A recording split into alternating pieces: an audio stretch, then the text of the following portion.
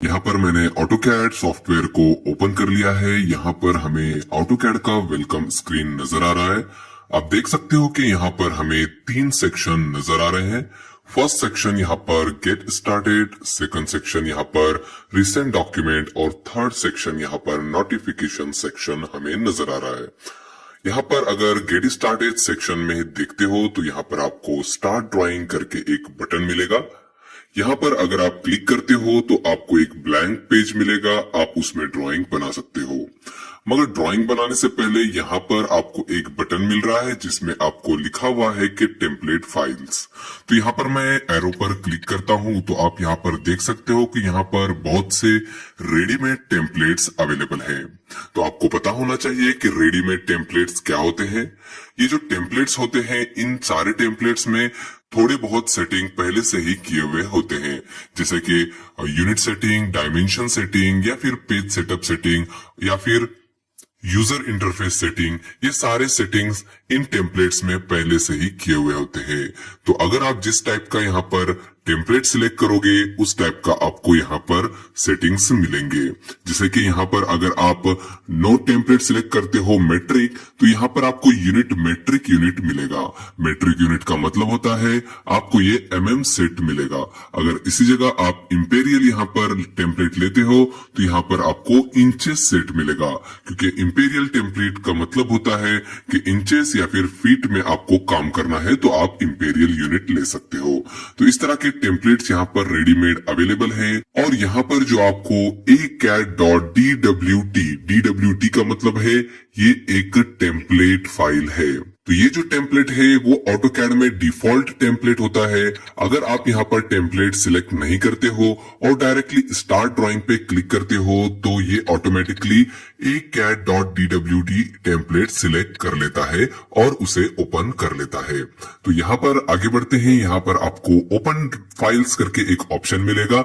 यहाँ पर क्लिक करके आप अपने कोई भी फाइल्स ओपन कर सकते हो जो भी आपने अपने कंप्यूटर में सेव कर रखा है। यहाँ पर आप कोई भी शीट ओपन कर सकते हो। यहाँ पर आप कोई भी टेम्पलेट फाइल्स ऑनलाइन ले सकते हो। यहाँ पर आप सैंपल ड्राइंग्स को भी एक्सप्लोर कर सकते हो।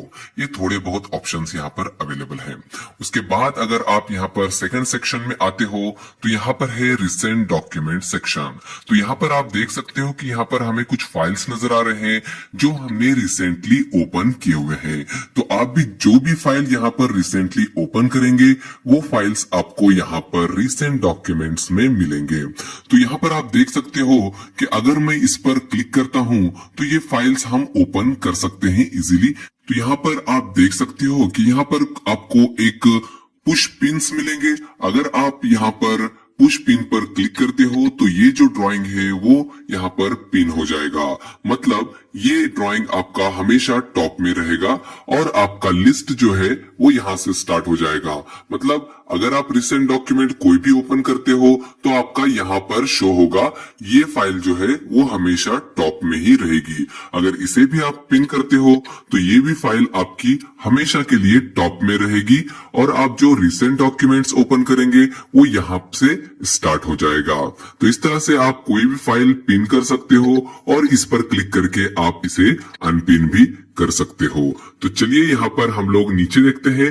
तो यहाँ पर आप देख सकते हो कि यहाँ पर आपको किस तरह का इंटरफेस चाहिए या फिर आपको इस तरह का लिस्ट चाहिए अपने फाइल्स के लिए, तो आप यहाँ से सिलेक्ट कर सकते हो। तो यहाँ पर देखिए, यहाँ पर बड़े बड़े थंबनेल्स आपको नजर आएंगे। इस डिफॉल्ट व्यू में आपको छोटे थंबनेल विथ आपको यहाँ पर लास्ट ओपन डेट भी मिलेगा और उसका टाइम भी आपको यहाँ पर मिलेगा। अगर आप इस टेक्स्ट पे जाते हो तो आपको इस फाइल का लोकेशन भी यहाँ पर शो करेगा, जैसा कि यहाँ पर शो कर रहा है व्हाइट बार में। तो इस तरह से आप किसी भी नेम पर जा सकते हो उसकी लोकेशन को देखने के लिए।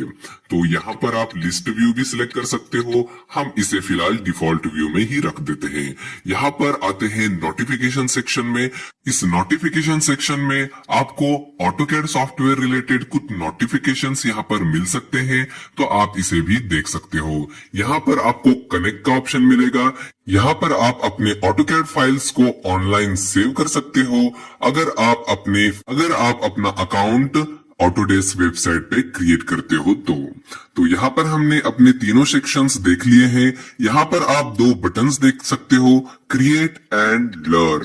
तो लर्न में अगर आप जाते हो तो यहाँ पर आपको कुछ ऑटोडेस्क की तरफ से कुछ ट्यूटोरियल्स मिलेंगे, तो आप इनका भी फायदा उठा सकते हो। फिलहाल मैं वापस से क्रिएट टैब पे यहाँ पर चला आता हूँ। अब हम लोग क्या करेंगे, यहाँ पर स्टार्ट ड्राइंग पे क्लिक करेंगे। तो स्टार्ट ड्राइंग पे जैसे ही हम लोग क्लिक करते हैं, हमें एक न्यू फाइल यहाँ पर मिल जाती है। तो आप देख सकते हो यहाँ पर हमें एक न्यू पेज अवेलेबल हो गया है। अब हम लोग यहाँ पर एक एक करके सारे ऑप्शंस को एक्सप्लोर करेंगे।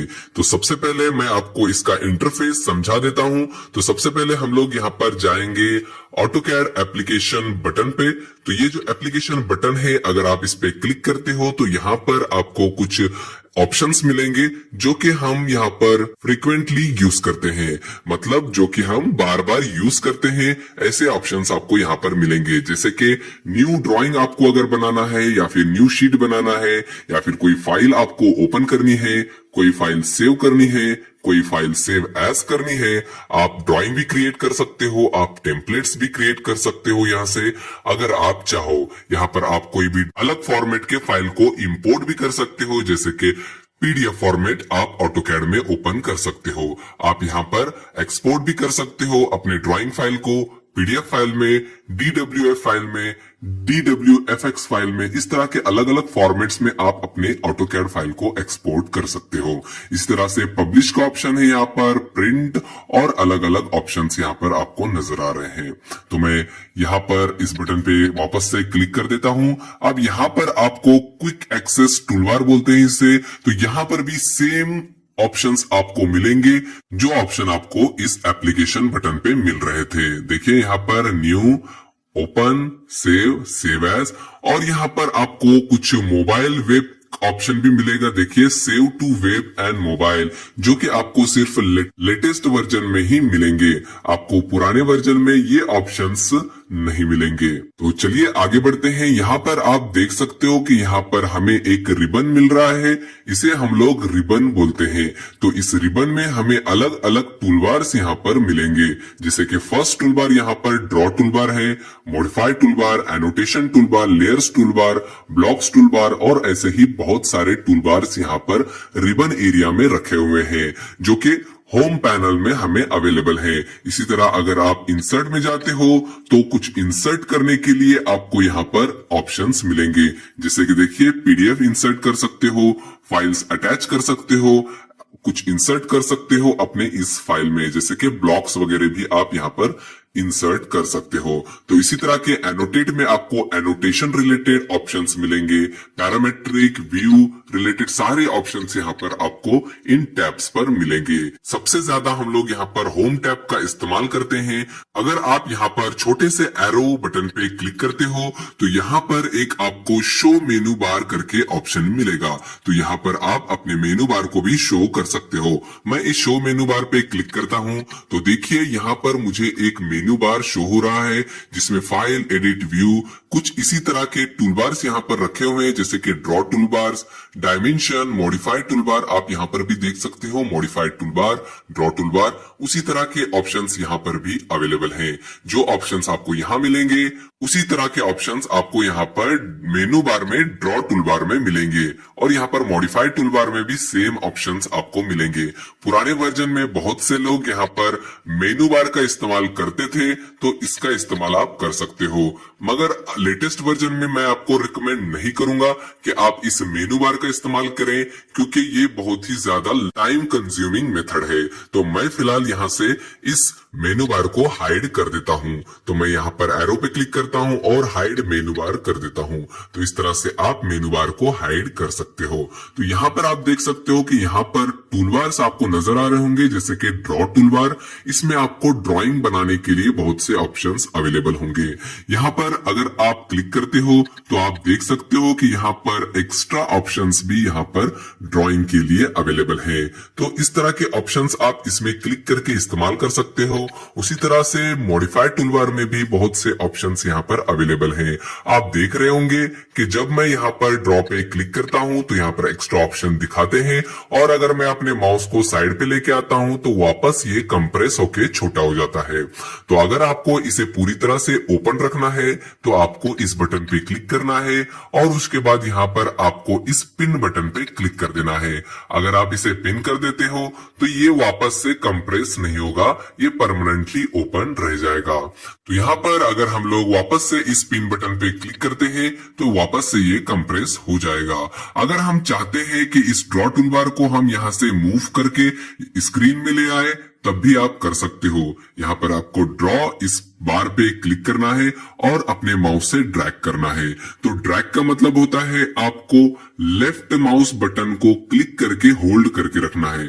तो मैं क्लिक एंड होल्ड करता हूं इसे और ड्रैग करता हूं इसे अपने स्क्रीन पे। तो आप देख सकते हो यहाँ पर आप अपने स्क्रीन में कहीं पर भी इस पैनल को रख सकते हो, ताकि आप डायरेक्टली यहां से इन ऑप्शंस का इस्तेमाल कर सको। आपको ऊपर जाने की भी जरूरत यहाँ पर ना पड़े। तो मैं इसे डिलीट कर देता हूं। अब यहाँ पर आप चाहो तो इसे वापस से अपने जगह पर रीसेट कर सकते हो। तो रीसेट कैसे करना है इसे, तो अगर आप यहाँ पर माउस लेके जाते हो तो यहाँ पर आपको एक बटन मिलेगा, देख सकते हो। तो रिटर्न पैनल टू रिबन, अगर आप इस पे क्लिक करते हो तो ये अपनी जगह पर वापस चला जाएगा। इसी तरह से किसी भी टूलबार को आप इस तरह से बाहर निकाल सकते हो, और आपका काम हो जाने पर आप इसे रिस्टोर कर सकते हो इस बटन पे क्लिक करके। ये वापस से उसके अपनी जगह पर चला जाएगा। तो इसी तरह से हम अपने टूलबार को मूव कर सकते हैं। अगर आप यहाँ पर देखते हो तो यहाँ पर हमें फाइल टैब्स भी मिलेंगे। तो यहाँ पर आपको सबसे फर्स्ट तो यहाँ पर आपको स्टार्ट मेन्यू मिलेगा, और हमने यहाँ पर ड्राइंग ओपन किया है तो एक फाइल हमारे ड्राइंग 1 की मिलेगी।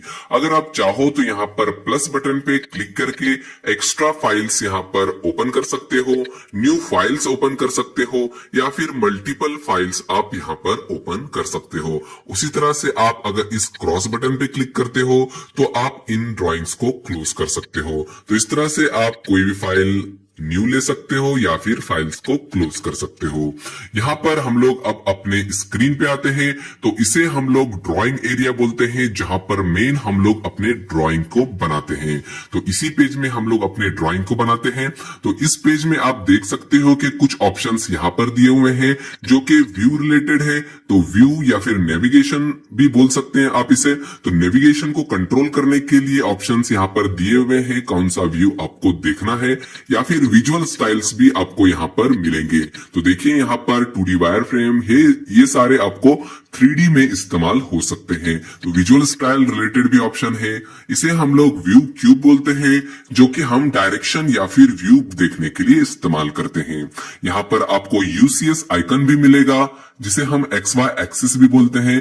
तो ये यूसीएस आइकन मतलब यूजर कोऑर्डिनेट सिस्टम आइकन, तो इसे हम लोग यूसीएस आइकन बोलते हैं। यहाँ पर आपको मॉडल स्पेस और लेआउट्स भी यहाँ पर मिलेंगे। यहाँ पर आपको कमांड लाइन, कमांड बार या फिर कमांड पैनल भी आप इसे बोल सकते हो। तो ये कमांड पैनल बहुत ही काम का है। तो चलिए हम लोग पहले इन ऑप्शंस को किस तरह से हाइड और शो करना है ये देखते हैं।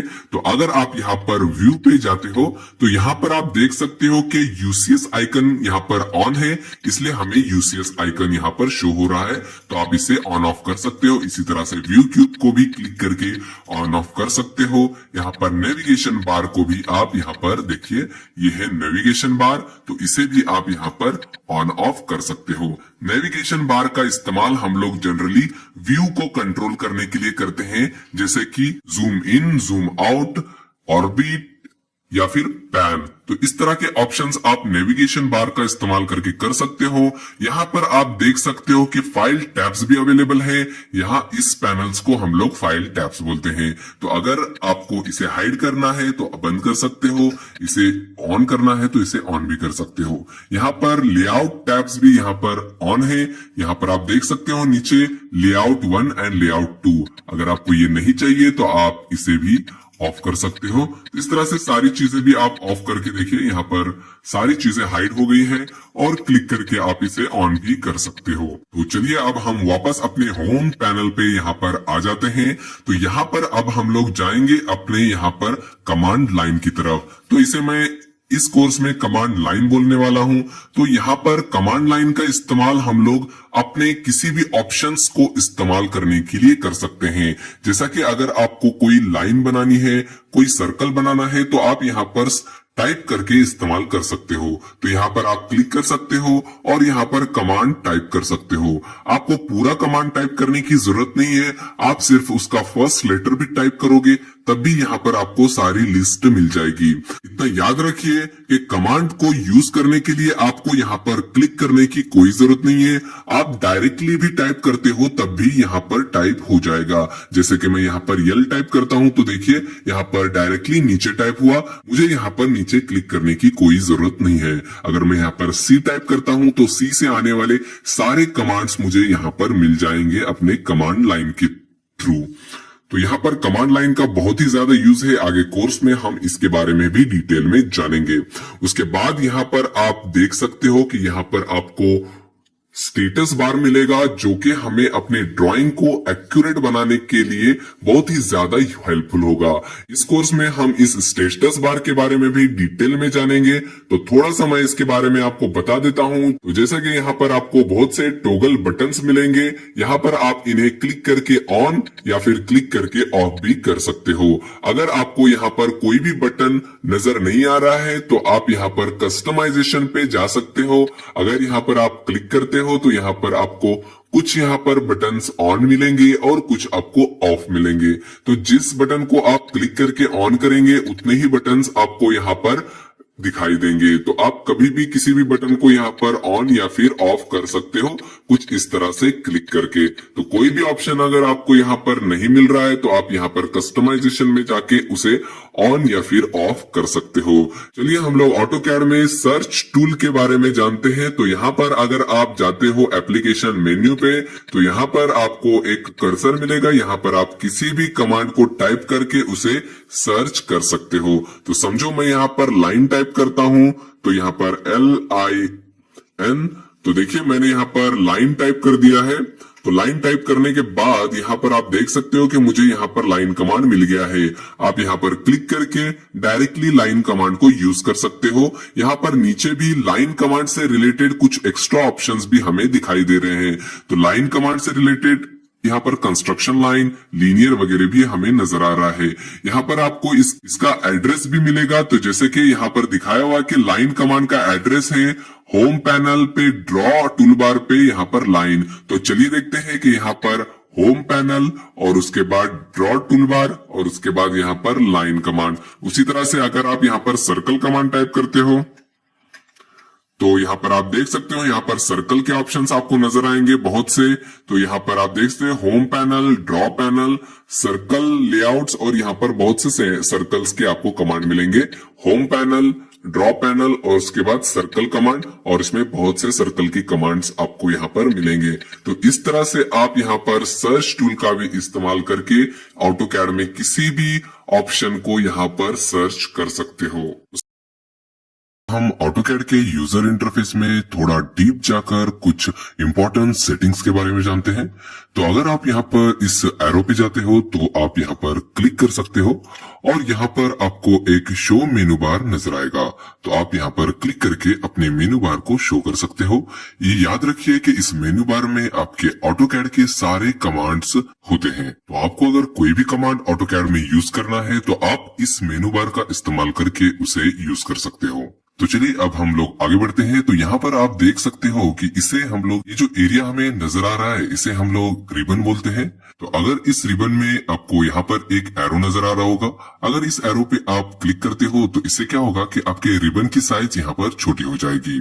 अगर आप किसी भी टूलबार पे जाते हो तो यहाँ पर देखिए आपको ये सारे कमांड शो करेगा। तो इस तरह से आप अपने रिबन को छोटा करके भी यूज कर सकते हो, क्योंकि इसकी वजह से आपको यहाँ पर जो आपका ड्राइंग एरिया है वो आपको बड़ा नजर आएगा। अगर आप एक और बार इस एरो पे क्लिक करते हो तो ये और भी छोटा हो जाएगा और आप इस तरह से एरो को अपने टूलबार पे ले जाकर यूज कर सकते हो। तो इस तरह से आप अपने इस रिबन एरिया को छोटा भी कर सकते हो। इसके बाजू में एक बटन है, इस पर अगर आप क्लिक कर सकते सकते हो, तो यहाँ पर भी आप इसे मिनिमाइज टू टैब्स इस तरह से बहुत ही ज्यादा छोटा भी कर सकते हो। अब आपको यहाँ पर रिबन बिल्कुल भी नजर नहीं आएगा, सिर्फ यहाँ पर आपको पैनल्स नजर आएंगे। जब आप इन पैनल्स पे क्लिक करेंगे तभी आपको यहाँ पर रिबन शो होगा। अदरवाइज अगर आप अपने माउस को साइड पे लेकर आते हो तो वापस से ये हाइड हो जाएगा।